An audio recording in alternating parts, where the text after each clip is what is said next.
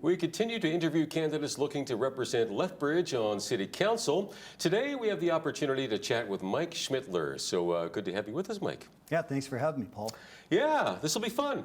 Relax. You said that. I don't know if it's going to be fun, but let's do it. I do feel for you. You know, everybody comes in here and you know, into the political realm for the first time. In your case, I believe. Absolutely. You know, on camera. What do I do? So, well, tell us first of all. I guess you know, why are you taking the jump into the boiling cauldron here? You know, of the political realm. What kind of experience to bring with you? You know, that would equip you for the job. I would boil it down to three things. You know, why I'm running. So I think first of all, I'm a good listener. And we'll get into why I think that's true. I've got the experience for the job. I worked for a very large organization. It was Lethbridge. I think a lot of people know that company. The concrete company. That's right. Okay. Yeah, that's where concrete leadership comes from. Very so clever. Okay. So from Lethbridge. And the third thing is that experience. I think I was asked a lot of very hard questions, so I know how to ask hard questions. I know that council is a governance board. It's not an operational board, and it is a board. You know, it directs a very big corporation. Yeah. So, you know, my job is to ask the city manager good questions, right? And I think I'm well suited to do that. So, okay. So maybe we'll just get into a little bit of detail. So, sure. You know, we've done 10,000 of these so far. Okay. We've been door knocking. I've done personally myself about a quarter of those. Mm-hmm. I have to admit, I was not looking forward to that part of the endeavor, but The door knocking, you mean, or just that it's unnerving. It's difficult to walk up to somebody's door and knock and say I'm running for council. Right. But if you throw yourself into it, it's going to school.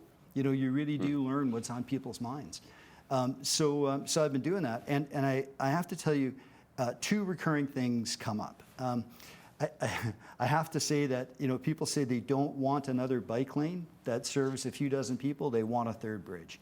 You know, that's just a really simple line. So kind of thumbs down, generally speaking, to the bike lanes, but people are wanting the third bridge, even despite the costs? Yeah.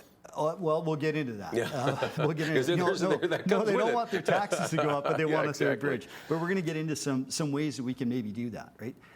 So that was one thing. Exhibition Park, of course, comes up. But it comes up in the context of, you know, is my money being spent wisely? You know, that's the context. And then the overarching thing is always that they feel that their taxes are too high and that they're not being spent wisely. It was a thing my dad taught me. My dad was a plumber. And what he taught me was the rule of 72. And it's really, really simple. You take, let's say you have $10,000 to invest in a GIC and you get 5%. I'll make this quick, Paul, I promise. How long does it take for your money to double? So that 5% GIC, you take 72 divided by the interest rate and you get 14. So your $10,000 becomes $20,000 in 14 years. But it also works for costs. So I think the thing that people should know is we think that you get a 5% increase, you go, what's the big deal? It's 5%. Well, the big deal is that if the current inflation rate is 2%, you know, that's what it's advertised at. So you're 3% above that, right? So 5%, if you just do that simple rule of 72, 72 divided by 5, your taxes will double in 14 years. The simple math on, let's say your taxes are $4,000 today. At a 5% increase, in 14 years, they're $8,000. In 28 years, another 14 years, they're $16,000. And compare that with if it was only 2%, if it was only at the rate of inflation, current rate of inflation, it would take 36 years for your taxes to go from $4,000 to $8,000. At that same 36 years, you'd be comparing $8,000 at 2% inflation. With 5%, your taxes would be $24,000, starting at that same $4,000. I know that takes up a little bit of our time here in the interview, but I did a video on it on my Facebook page. I hope people go and take a look at that. But it's really, really important. I think when people look at it and they say, well, it's just a 5% increase, what's the problem? The problem is year over year over year over year, the compounding impact of that. And it's why it's so important that governments everywhere, not just municipally, but federally and provincially, that they have to scrutinize their costs. They have to look for better ways to do things so that we can at least stay within the rate of inflation. Yeah, I mean, taxes is a huge issue in every election. And so the question is, how can we either keep them where they're at or actually start decreasing taxes? But when you do that, of course, there's always demand from the public for more services and so forth, right? Absolutely. Again, are they necessary services? Well, again, that's debatable, right? So how would you go about decreasing taxes, if at all? Yeah, great question. And so decreasing taxes is pretty tough. So I don't go out there promising anything to anybody, but I do have some practical experience. So one of the things I would tell you is in running a business,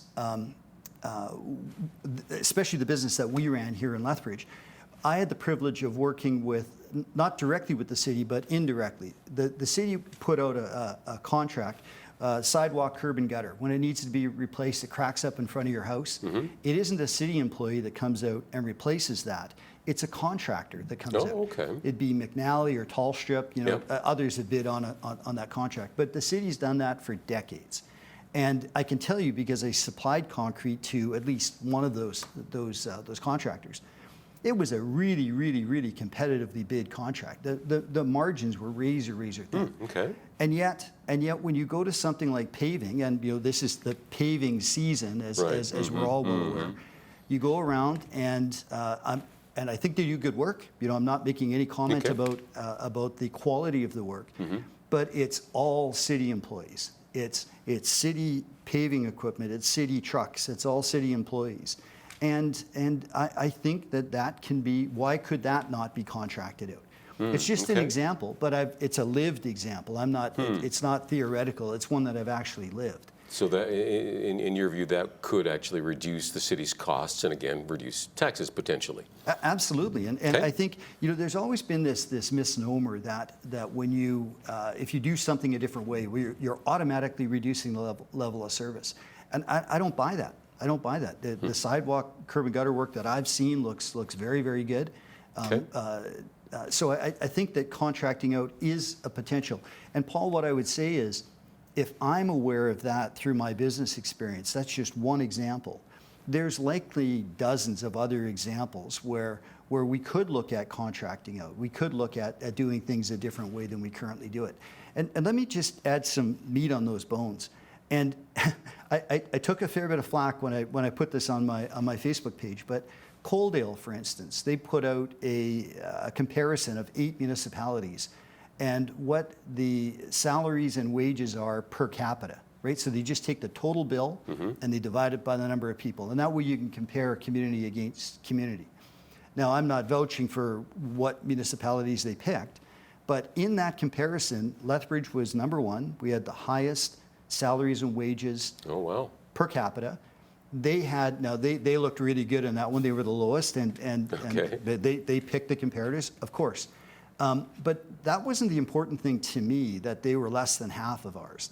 But that Lethbridge was 48% higher than the average of all 8.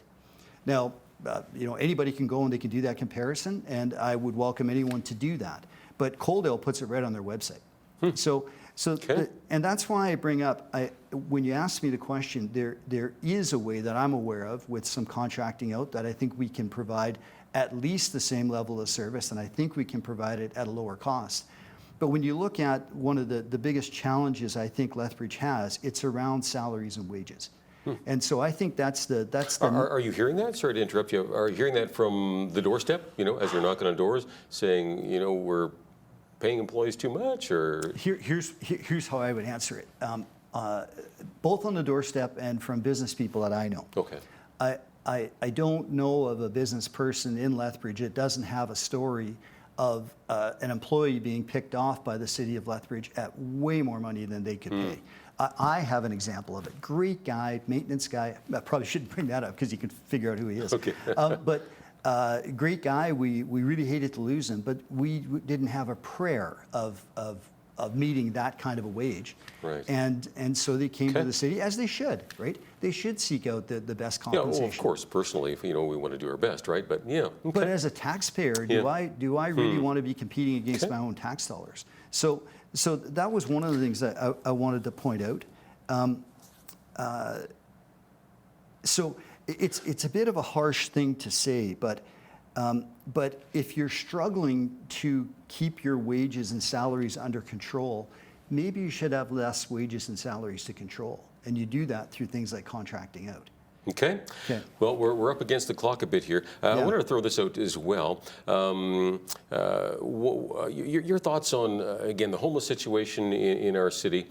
Always a concern for our residents here, because it tends to bring with it, there's addiction issues there, and crime and violence and, drugs and so forth that comes along with it. Any thoughts briefly on how to address that?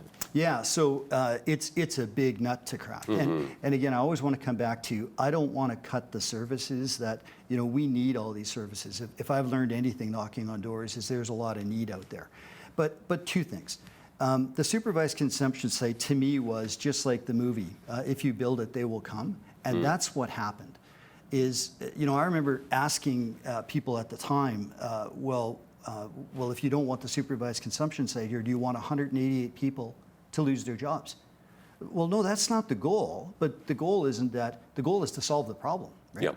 And so I think what happens is, and we do this in many ways, but the supervised consumption site was the best example of it, that if you overbuild those facilities, you shouldn't be surprised that people come from all over the province to our city. And that is exactly what happened. And the other thing I would say is, I talk to businesses right near the homeless. I go and I knock on the doors. Our business was not far from the homeless shelter. And what they overwhelmingly say is, it's the same repeat offenders that keep coming back and are continuing to reoffend. And it's a handful, right? The vast majority they're just down on their luck, or they're addicted or whatnot, and we need to help them as much as we can. But there's a handful that we need to take off the streets. And that's a hard thing to say, but they can't be on the streets. So, okay. Interesting. So I did want to say a couple things about the third bridge. We're up against the clock, but sure, talk a bit about the bridge, because, people want it, obviously. You bet. It'd be great to have one, but the costs, of course, and that's going to impact the tax burden, right? Probably? For sure, but I think the alignment makes it impacts it a lot. I think the alignment needs to be something that incorporates the airport and ties together economic growth in Lethbridge. So if we took that route much further south, first of all, the crossing would be a lot lower, down in the Popson Park area, for instance. We could build that bridge a lot cheaper than the original alignment. We can tie it together with the airport, and that way you can attract federal, provincial, and private funding to do development around that airport area. One other thing I wanted to add, if I really can, really quickly here, Paul, is on my website, I have a picture of a trailer that says, "Why did the chicken cross the road?" Do you know the trailer I'm talking about? It's on 43rd Street North. Okay. So the point of it is that on the east side of 43rd Street, on the north side of the highway, is the county. And what that trailer is pointing out is the taxes are way lower in the county than they are in the city of Lethbridge. Well, I went and looked it up, Paul, and the reason I'm bringing this up is, if we want to expand the tax base of Lethbridge, the hospital, the university, and the college don't pay taxes, and they shouldn't, right? And they're jewels. That's why people like my family came here. But we do need to expand the tax base. Otherwise, all of those costs for all those services are going to be borne increasingly by taxpayers. And so when you look at where would you expand it to? So the point I'm making is, you can simply do an internet search, is what I did. I did an internet search to find out what business taxes are compared to other places. And there was only one. Edmonton was the only place I could find with higher business taxes than here. The point I'm making is, if you want to attract business to expand your tax base to pay for all those services, you can't have some of the highest business taxes. Okay. And just really quickly, Lethbridge County is 41% of our taxes, 41%. Coaldale is 47%. Tabor is 52%. Claresholm, 53%. Brooks, 62%. If you want to attract businesses so that we can pay for all the services that we really cherish, you've got to be competitive on your business taxes so we can grow that tax base. And I am out of time. So I've got to leave it there. I got Mike. it in, Paul. But Mike, very interesting perspective. So thanks for sharing that. Appreciate it. If I can just add, lethbridgemike.ca is my website, and Lethbridge Mike 2025 on Facebook, Instagram, and Gmail. All right. Excellent. Mike Schmidtler, our guest here today. And on behalf of all of us here at Bridge City News, thank you so much for watching.